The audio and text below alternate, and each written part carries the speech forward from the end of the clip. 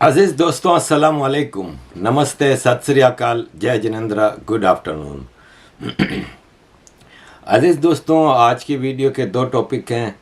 दूसरा टॉपिक जो आजकल नई फिल्में रियलिटी पे सच के ऊपर आ रही हैं, कश्मीर फाइल्स, केरला स्टोरी, 72 हूरें, अजमेर 92, ये सब फिल्मों के बारे में ख़ास तौर पे ये जो 72 हूरें फिल्में आ रही है, देखें, इस फिल्म की टीम से मेरा राब्ता हुआ है और हम बहुत जल्द उनका इंटरव्यू करने वाले हैं। अगर आपको उनके इंटरव्यू के हवाले से कोई सवालात करने हैं तो आप मुझे ईमेल पे सवाल भेजें और मैं वो सवाल उनसे आपके नाम से पूछूंगा अगर आप चाहेंगे तो। लेकिन वो एक ऐसा इंटरव्यू होगा जिससे हम बता सकेंगे कि इस फिल्म के बनाने के पीछे टीम का क्या मकसद था। हालांकि अशोक पंडित जी हैं, उनका ट्विटर अकाउंट सस्पेंड हो गया है, जिन्होंने कि ये फिल्म बनाई थी। अशोक पंडित जी पहले भी हिम्मत करते रहे हैं। बहुत पहले इन्होंने एक फिल्म बनाई थी शूल, कश्मीर के ऊपर, जब कश्मीर में पूरी मिलिटेंसीज दबा के चल रही थी, टेररिज्म दबा के चल रहा था, उस वक्त उन्होंने शूल फिल्म बनाई थी। और उस वक्त वो जिनीवा आए थे यूनाइटेड नेशंस इस फिल्म के हवाले से चीज़ें बताने के लिए, और उन्होंने स्पीचेस भी की थी जिनीवा में, कैफेटेरिया में, यूनाइटेड नेशंस के कैफेटेरिया में मेरी उनसे मुलाकात हुई थी अशोक पंडित साहब से उस वक्त। और अब बहुत जल्द मैं आपके सामने इंटरव्यू रखूँगा। अगर आपके सवालात हैं तो ईमेल पे वो सवाल भेजिएगा।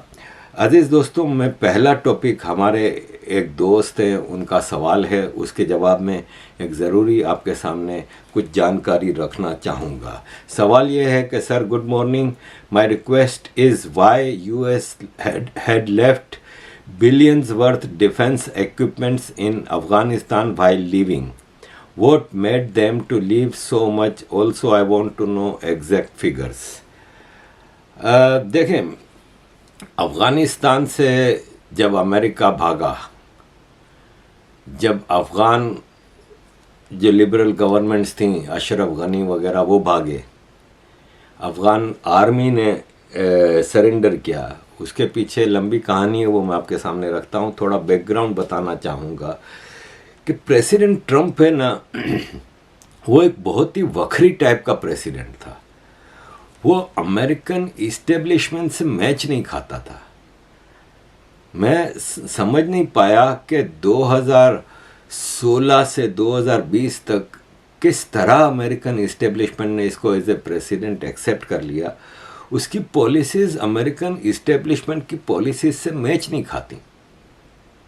भाई, आप ये देखें ना कि पिछले कोल्ड वॉर के बाद के जितने भी प्रेसिडेंट आए हैं, उसमें ट्रंप का ओनली पीरियड था जब कोई नई जंग नहीं शुरू हुई और पुरानी जंगें लपेटी गईं।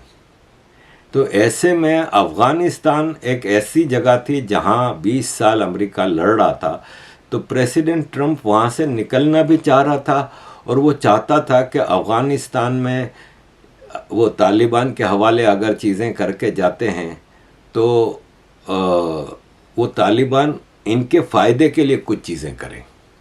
अब इस इलाके में प्रेसिडेंट ट्रंप है ना, वो इंडिया पे बहुत ज़्यादा मान करता था और प्रेसिडेंट ट्रंप समझता था कि इंडिया ही इस इलाके की सुपर पावर है, जो कि चाइना को भी कंट्रोल कर सकती है और जो कि इस इलाके में लिबरल एजुकेटेड डेमोक्रेसी को प्रमोट कर सकती है, क्योंकि इंडिया के पास पढ़े लिखे लोग थे, एक्सट्रीमिस्ट नहीं,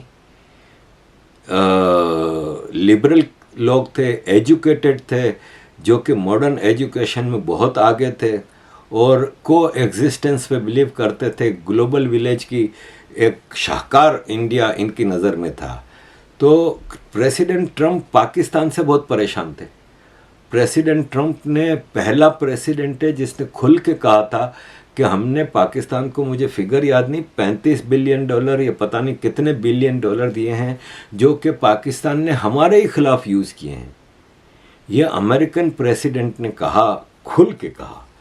तो एक तरफ अमेरिका पाकिस्तान से प्रेसिडेंट ट्रंप परेशान था कि यार ये हमने इसको अलाय बनाया हुआ, ये हमारे किसी काम का नहीं है। दूसरी तरफ प्रेसिडेंट ट्रंप चाइना से डील कर रहा था, उसमें इसराइल नाराज़ हो रहा था, लेकिन प्रेसिडेंट ट्रंप का चाइना का डील भी कुछ ऐसा था कि वो ईरान के साथ डील कर रहा था, जिसके लिए इसराइल नाराज़ हो रहा था। तो प्रेसिडेंट ट्रंप ईरान के साथ कुछ डील भी कर रहा था, लेकिन प्रेसिडेंट ट्रंप अफ़गानिस्तान में तालिबान को ईरान और पाकिस्तान के लिए एक मुसीबत बना के रखना चाहता था। इसके लिए कतर दोहा में नेगोशिएशंस हुई। प्रेसिडेंट ट्रंप के फॉरेन मिनिस्टर, जिसको सेक्रेटरी ऑफ स्टेट कहते हैं, और अफ़गान तालिबान के दरमियान। अफ़गान तालिबान को रॉयल गेस्ट के तौर पे कतर दोहा में ऑफिस खोले गए और उनके पूरे डेलीगेशन से एक लंबे अरसे तक नेगोशिएशंस चलते रहे।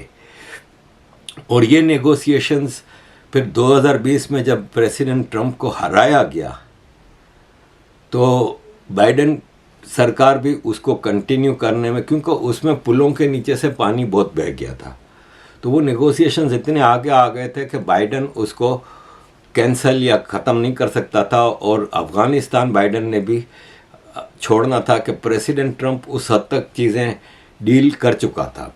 लेकिन बाइडेन ने उस जो ओरिजिनल डील थी तालिबान और अमेरिका की, उसको काफ़ी हद तक चेंज किया। उसके बारे में मैं ज़रा डिटेल में बताऊंगा कि देखें, अफ़गानिस्तान में 20 साल अमेरिका ने जंग की। उस दौरान अमेरिका ने वहाँ पे फ़ौज बनाई, पुलिस बनाई, उनकी ट्रेनिंग हुई, अमेरिका ने ट्रेनिंग की उनकी। पाकिस्तान का तो दोगला किरदार था, पाकिस्तान तालिबान को ऑन करता था, तो पाकिस्तान तो उनका कुछ नहीं करता था, लेकिन इंडिया ने वहाँ पे काफ़ी पॉजिटिव किरदार अदा किया और काफ़ी सोशल नेटवर्क, इंफ्रास्ट्रक्चरल नेटवर्क और वहाँ की सिविल ब्यूरोक्रेसी और पुलिस की ट्रेनिंग इंडिया ने बहुत बड़े पैमाने पे की। और वहाँ पे अमेरिका के जो अंडर में ये सारा सिस्टम चलता था ना, उसमें अफ़गान सोल्जर जो वहाँ पे लड़ रहे थे, उनको नहीं पता था कि दोहा में क्या डील हुई है। और अशरफ गनी जो कि उस वक्त प्रेसिडेंट अफ़गानिस्तान था, उसको भी इसके बारे में ज़्यादा आइडिया नहीं था कि क्या सारी बातचीत हुई है। आखिर मौके पे इनको बताया गया। तो जब जंग शुरू हुई तालिबान से, तो पहले ही दोहा एग्रीमेंट के तहत अमेरिका ने अशरफ गनी सरकार से कहा कि आपकी कैद में जो 5000 तालिबानी टेररिस्ट मौजूद हैं ना, उनको आप रिहा करें। हमने तालिबान से एग्रीमेंट किया है। अफ़गान फोर्सेस मतलब अशरफ गनी ने उस 5000 फौजियों को जेल से आज़ाद कर दिया। अब क्या हुआ कि वो 5000 फौजी आज़ाद होते ही उनके पास हथियार भी आ गए और वो अफ़गान फोर्सेस से लड़ने लगे। दूसरी तरफ पाकिस्तान ने जो इतने सारे तालिबान बिठा के रखे हुए थे हिफाजत से, उनको अफ़गानिस्तान में भेजा गया। अब अफ़गानिस्तान ने ईस्टर्न साइड से पाकिस्तानी बॉर्डर से स्वीप करना शुरू किया और पूरा अफ़गानिस्तान कब्ज़ा करते करते आ गए। जो अफ़गान आर्मी अमेरिका की ट्रेंड, अमेरिकन हथियारों से लेस, उनके पास हथियार ख़त्म हो गए, क्योंकि जंग में लगातार सप्लाई चाहिए होती है। जंग आप जीत ही नहीं सकते जब तक आपके पास इंफ्रास्ट्रक्चर, लॉजिस्टिक सप्लाई लाइन जारी नहीं है। एक तो खाना पीना चाहिए और दूसरा हथियार चाहिए। हथियार इनके पास ख़त्म होते गए, पेट्रोल ख़त्म, पानी मतलब गंदा पानी पीने पर मजबूर थे। खाने पीने की जो इनके पास चीज़ें थीं वो एक्सपायर हो चुकी थीं, वो भी खा रहे थे ये। ऐसे में अफ़गान कैसे फौजी आगे बढ़ते। और जुलाई अगस्त 2021 तक ये लड़ते रहे। और फिर इसके बाद जब इन्होंने देखा कि अमेरिकन भाग रहे हैं, क्योंकि अमेरिका जो अफ़गानिस्तान में अफ़गान फ़ौजियों को जो खाना सप्लाई, हथियार सप्लाई, ये सब अमेरिका ने कॉन्ट्रैक्टर्स के ज़रिए किया था। अमेरिका ने कई रिटायर्ड फ़ौजियों को कॉन्ट्रैक्टर बना के अफ़गानिस्तान में रखा था, और वो कॉन्ट्रैक्टर्स थे जो मर्सनरीज भी हायर करते थे और अफ़गान फ़ौजियों को सप्लाई करते थे। तो सबसे पहले तो वो कॉन्ट्रैक्टर सारे भाग गए, अफ़गानिस्तान छोड़ के। और अमेरिका और अफ़गान ग्राउंड फोर्सेस जो थी उनकी सबसे बड़ी स्ट्रेंथ जो थी ना वो एयरफोर्स थी, जो कि अमेरिका चलाता था। ड्रोन्स और एयरफोर्स वो अमेरिका ने बंद कर दी।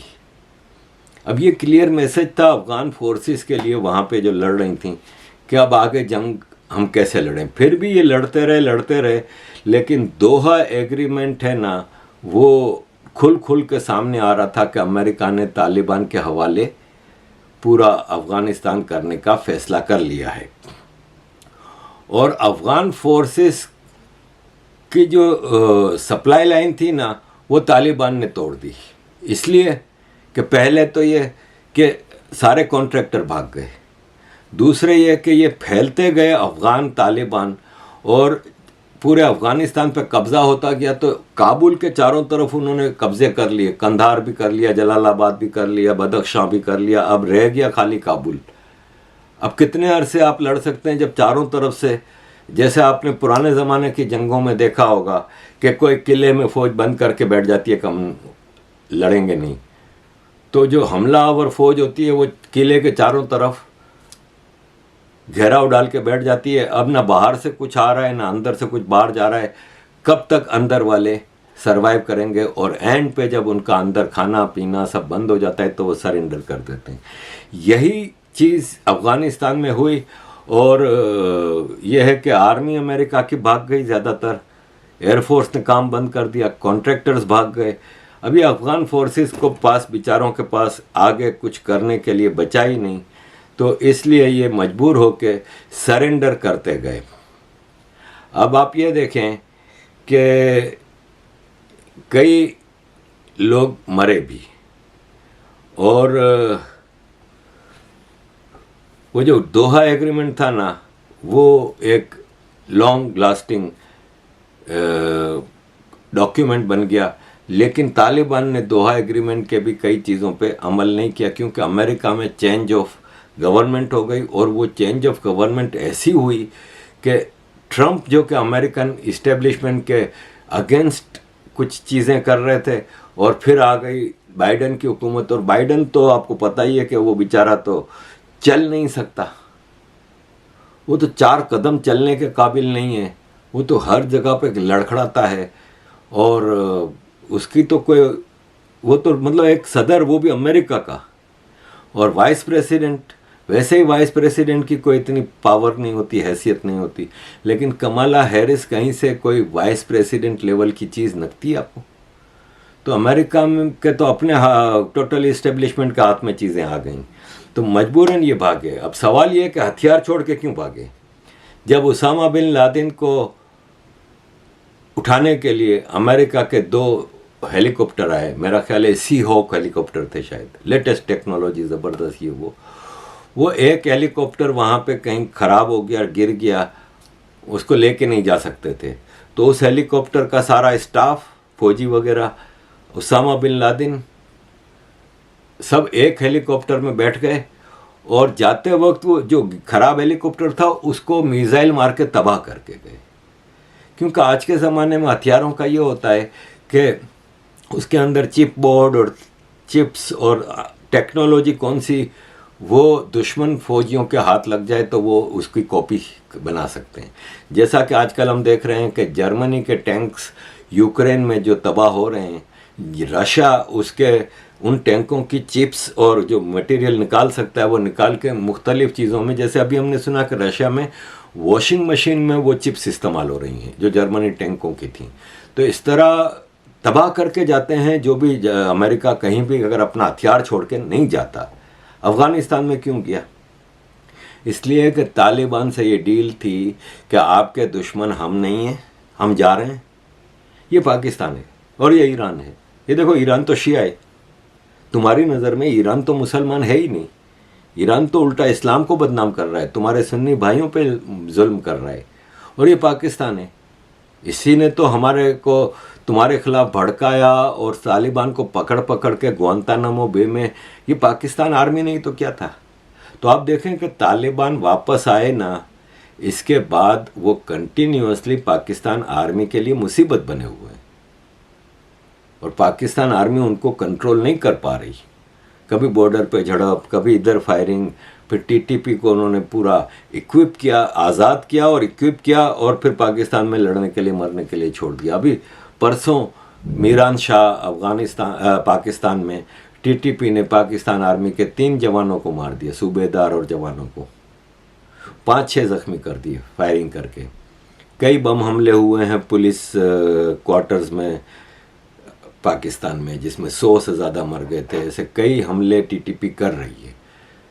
तो एक तरफ हमें अब नज़र आ रहा है कि टीटीपी को, वो तालिबान को अमेरिका इतना पावरफुल बना के इसलिए छोड़ के गया कि कल को ये पोटेंशियल पाकिस्तान और ईरान अमेरिका दुश्मन है। क्योंकि आर्मी बेशक पाकिस्तान की, अमेरिका की दोस्त है, लेकिन अगर आप सर्वे कराएंगे तो 100% पाकिस्तानी अमेरिका जाने के लिए तैयार होगा। लेकिन आप कहेंगे कि आपको सबसे ज़्यादा नफ़रत किससे है, तो वो तो भी 90% तो पाकिस्तानी अमेरिकन से नफ़रत करते हैं। क्योंकि वो समझते हैं कि आज वो खुल के आर्मी के ख़िलाफ़ इतना काम नहीं कर पा रहे कि आर्मी पाकिस्तान में किस तरह इमरान खान के ख़िलाफ़ ऑपरेशन कर रही है। तो लेकिन अब इनके दिलों में आ गया कि ये आर्मी है पाकिस्तान की बर्बादी की वजह, और इस आर्मी को अमेरिका की सपोर्ट है। तो अमेरिका से पाकिस्तान में बहुत नफ़रत है। तो तालिबान को इसीलिए हथियारों से लेस स्ट्रॉन्ग करके छोड़ा है कि ये पाकिस्तान को भी काउंटर करता रहेगा और ईरान के साथ भिड़ाने की पूरी कोशिश है। क्योंकि आज जब बाइडेन साहब ने आते ही सऊदी अरब से लड़ाई का ऐलान किया कि मैं मोहम्मद बिन सलमान को पारिया बना के छोड़ूंगा और ये और वो, जबकि मोहम्मद बिन सलमान ने सऊदी अरब में ऐसे ऐसे काम किए हैं कि सऊदियों का वो हीरो है और सही है, बिल्कुल होना भी चाहिए। तो मोहम्मद बिन सलमान सऊदियों में हीरो है तो उसको अब हटा नहीं सकते। ऑलरेडी मामला ख़राब कर चुका था बाइडेन अपनी बेवकूफ़ी से, इलेक्शन कैंपेन से ही। तो सऊदी अरब को अब ईरान से तो लड़ा नहीं सकते थे, उल्टा सऊदी अरब ने ईरान से दोस्ती कर ली। तो अभी पिछले महीने अफ़गानिस्तान और ईरान के बॉर्डर पर झड़प हुई, तो वो जितना अमेरिका ने हथियार छोड़ा था अफ़गानिस्तान में, वो तालिबान ईरान के बॉर्डर पर लेके आ गया फौजें लेके। तो ये असल अमेरिका की गेम प्लान थी अफ़गानिस्तान के हवाले से। अजीज़ दोस्तों, एक फ़िल्म आ रही है अजमेर 92। अजमेर 92 के हवाले से हमारे एक दोस्त ने बड़ा अच्छा लेख लिखा है। मैं कुछ चीज़ें आपको बताता हूँ कि अजमेर मोइनुद्दीन चिश्ती की दरगाह के सेक्रेटरी सैयद सरवर चिश्ती से जब पूछा गया कि अजमेर 92 क्या है, तो उसने कहा लड़की चीज़ ही ऐसी है कि बड़े से बड़ा फिसल जाता है। ये आप देखें, ये एक दरगाह के मुतवली की ज़बान, मतलब उस पर राना अय्यूब, अरफा खानम शेरवानी की बोलती क्यों बंद हो जाती है। एक रिलीजियस फिगर इतना बड़ा, वो भी भारत की सबसे बड़ी दरगाह अजमेर की दरगाह है, उसका सरवर चिश्ती जो है वो कैसे ऐसी ज़बान इस्तेमाल कर सकता है। 1992 अजमेर फिल्म है जो बेसिक है रेप स्कैंडल जो अजमेर दरगाह के हवाले से था। अजमेर दरगाह से ताल्लुक़ रखते वाले नफीस चिश्ती और सलीम चिश्ती इस रेप स्कैंडल के बड़े मुलजिम थे, लेकिन ये कांग्रेस के ऑफिस बेरर थे और कांग्रेस की सरकार थी। तो कैसे उसको कांग्रेस के ख़िलाफ़ इतना वो करते, तो ढीले ढाले केस बनाए गए थे। अजमेर 92 के जो गैंग रेप का केस है ना, उसके सारे मुलजिम आज़ाद हैं, कोई भी जेल में नहीं है। ये जो बिल्किस बानू वाले केस को लेके गोधरा गुजरात के हवाले से राना अय्यूब रो रही है पूरी दुनिया में कि एक गैंग रेप हुआ, बिल्किस को उसके रेपिस्टों को छोड़ दिया, 20-22 साल बाद छोड़ा। तो इस पे हंगामा। अजमेर में 1000 लड़की का केस है ये, 1000 हिंदू लड़कियों को ये दरगाह के लोग जो थे नफीस चिश्ती और सलीम चिश्ती और इसके साथ के जो पूरे दरगाह के, इनका पूरा चिश्ती ख़ानदान, इन लोगों ने लड़कियों को घेरा, उनके गलत वीडियो फ़ोटो बनाई और फिर इनको ब्लैकमेल करते रहे, उनसे धंधे करवाते रहे, उनसे गलत काम करवाते रहे, उनको मजबूर करते रहे और फिर उनको मजबूर किया कि अपनी दोस्त लड़कियों को लेके आओ। तो ये 1000 लड़कियों की एक्सप्लॉयटेशन का केस है और अब इसको सज़ा नहीं हुई है।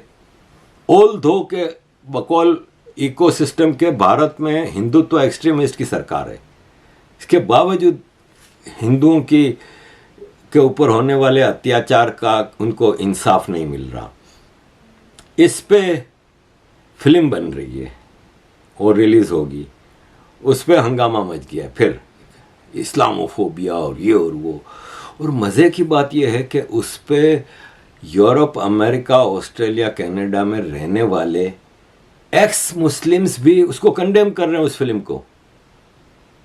अब एक्स मुस्लिम्स की भी बात बताऊं तो आपको 100 में से 2 करेक्ट एक्स मुस्लिम मिलेंगे, बाकी एक्स मुस्लिम बने हैं वैसे भी इस्लाम फेल होता जा रहा है। आम आदमी अब समझता जा रहा है कि इस्लाम, क्योंकि आजकल सोशल मीडिया का ज्ञान का ज़माना है, समझ में आता है लोगों को, ख़ास तौर पे जो पाकिस्तान छोड़ देता है। अच्छा, ये जो पाकिस्तान छोड़ते हैं ना, तो अब ये सोचते हैं कि अजाइलम कैसे मिलेगी, तो आप एक्स मुस्लिम बन जाओ। एक्स मुस्लिम का मतलब ये होता है कि अब Pakistan, Islamic Republic of Pakistan और शरिया की रूल्स है वो मुर्तद हो गए क्योंकि उन्होंने इस्लाम छोड़ दिया है। मुर्तद की सज़ा सरतन से जुदा है, तो उनको अजाइलम मिल जाती है कि अब तो हम वापस जाएंगे तो हमारी तो गर्दन मार दी जाएगी। और यूनाइटेड नेशंस के अजाइलम लॉ के तहत आप 5 बेस पे अजाइलम ले सकते हैं। उसमें अगर आपके रिलीजियस फ्रीडम या रिलीजियस बिलीफ की वजह से आपकी जान को ख़तरा है तो अब इनका रिलीजियस फ्रीडम ये है कि हम तो एथेइस्ट हैं। अब ये मज़ेदार बात है कि ये 100 अगर कोई एथेइस्ट या एक्स मुस्लिम है ना, उसमें से 2 होंगे जो सही मानों में एक्स मुस्लिम बने हैं, बाकी 98 हैं वो हिंदुओं की माँ बहनें कर रहे होंगे, क्रिश्चियनों की कर रहे होंगे, मुसलमानों को नहीं बोलेंगे। सिर्फ अजाइलम लेनी होती है, सेटल होना होता है बाहर, और फिर यूट्यूब आजकल धंधा बना हुआ है। अब आम आदमी पता नहीं क्यों इनके इतने चैनल चल पड़े हैं, वो जो बिकता है वो दिखता है करके चलाते हैं। तो इन अजमेर 92 फिल्म की ये कंडेमनेशन कंटिन्यूसली कर रहे हैं। तो अजीज़ दोस्तों, ये अजमेर 92 का है, 72 हूरें वाला मामला है।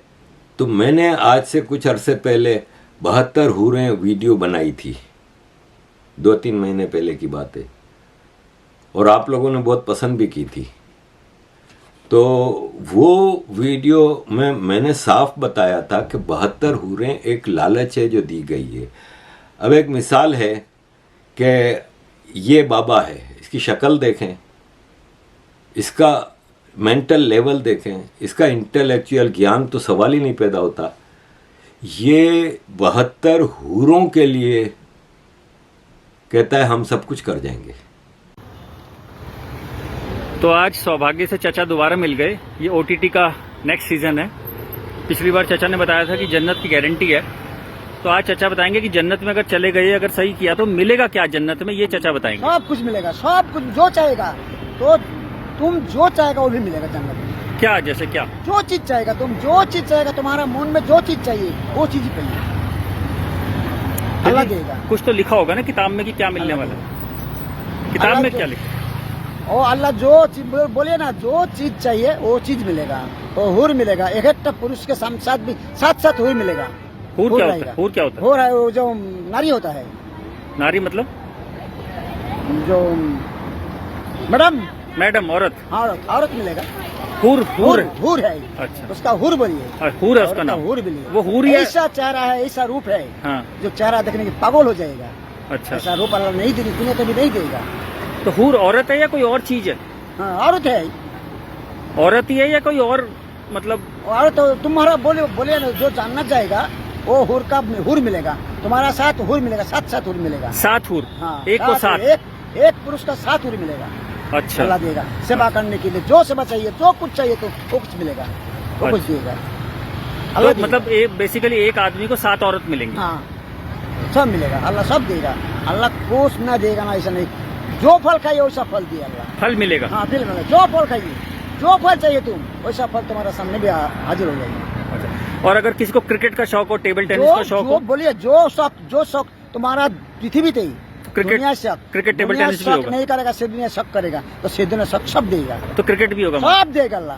टेबल टेनिस भी होगा। अमन कुछ देना नहीं, अच्छा। अल्लाह सब देगा। ठीक है।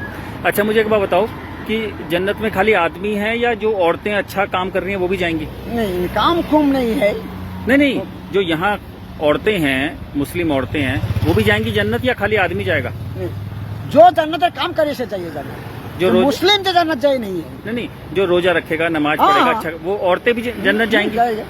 हाँ, तो औरतों को भी 7 औरतें मिलेंगी या क्या होगा? हाँ, औरत मिलेगा। औरत को भी 7 औरत, जैसे आदमी को 7 औरत? औरत का भी 7 आदमी नहीं, 7 आदमी मिलेगा। औरत को 7 आदमी मिलेगा? मिलेगा। हाँ मिलेगा। वो भी बड़े खूबसूरत होंगे सारे आदमी? होता है। सारे आदमी खूबसूरत होंगे? जो जन्नत है, जन्नत ही है, जन्नत का माल से मिलेगा। तो मतलब आदमी को 7 औरत मिलेंगी और औरत को 7 आदमी मिलेंगे, ये है जन्नत। जन्नत से कोई, जन्नत से अमन कोई चीज नहीं है जो नहीं मिलता है। अल्लाह का जो ये लालच है 72 हूरों की जो दी गई है, और इस पे अब एक फिल्म बन रही है, तो मिर्चें लग रही हैं लोगों को, इस्लामोफोबिया, ये वो। अब ये जो Kerala Times, Kerala story film आई थी, उस पे आप ये देखें कि उसमें क्या था। ISIS नामी टेररिस्ट ऑर्गेनाइजेशन जो लड़कियों को सेक्स जिहाद के लिए यूज़ करता था, उसके लिए पूरी दुनिया से मुसलमान लड़कियां जाती थीं, हिंदू लड़कियां भी जाती थीं। क्या ये फैक्ट नहीं है? आज दुनिया में कई हजार यजीदी लड़कियां पूरी दुनिया के मुख्तलिफ मुल्कों में सेटल हो गई और अपनी अपनी स्टोरीज बताती हैं। कई हजार, मैं आपके सामने सबका तो नहीं ला सकता ना। ये नादिया मुराद, यजीदी गर्ल, 19 साल की, और जब वो किडनैप हुई थी तो वो 3 महीने उनकी स्लेव रही, गुलाम रही। उसको मारा जाता था, सिगरेटों से जलाया जाता था, और दिन में कई बार उसके रेप होते थे। ये कनाडा में रहती है, उसने अपना अकाउंट बताया है। तो केरला स्टोरीज में और क्या बताया है? यही चीज़ें बताई हैं।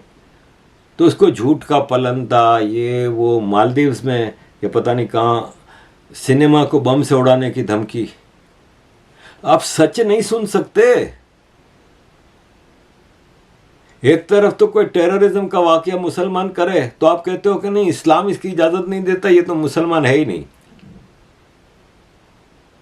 और दूसरी तरफ आप उसकी जब बात करें हम, तो आप कहते हो नहीं, आप तो इस्लामोफोबिक हो।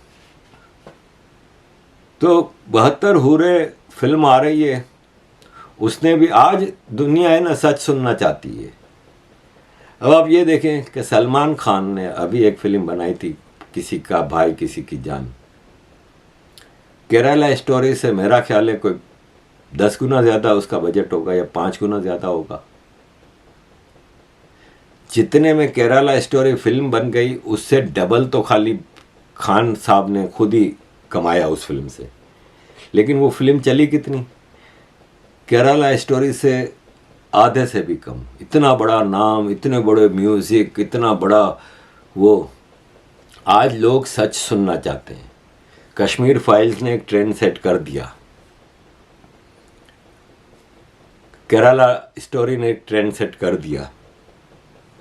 अब जो आ रही हैं 72 हूरे, अजमेर 92, एक्सीडेंट और conspiracy, Godhra, a diary of West Bengal. अब लोगों को हिम्मत हो रही है कि हाँ, आज दुनिया में सच सुनना लोग सुनना चाहते हैं। वो ज़माने गए जब हिंदुओं के भगवानों के मजाक उड़ाए जाते थे, मुसलमानों की अपीजमेंट की जाती थी। आज नहीं होता। और ये नहीं है कि ये कोई खालिस्तान इनको टारगेट किया जा रहा है। देखें, एक फिल्म थी ये अपना मनोज वाजपेयी की, मनोज वाजपेयी की एक फिल्म थी बंदा, ये बाबा आसाराम के बारे में बनाई गई है, और जो कि आज जेल में है बाबा आसाराम। अजमेर 92 वाले कोई भी जेल में नहीं, वो आसाराम, बाबा आसाराम जेल में है, उसके ऊपर बनाई गई। उसके लाखों भक्त हैं। किसी हिंदू ने तो नहीं कहा कि हम सिनेमा जला देंगे। भाई शिव जी की कितनी बेइज्जती की गई पीके फिल्म में, लेकिन आज अब कोई बना के दिखाए। तो आज सच सुनने का ज़माना आ गया है, और ये है कि ये सारी कहानी है। अजीज़ दोस्तों, आप सपोर्ट जारी रखें, please keep supporting. Thank you very much अजीज़ दोस्तों।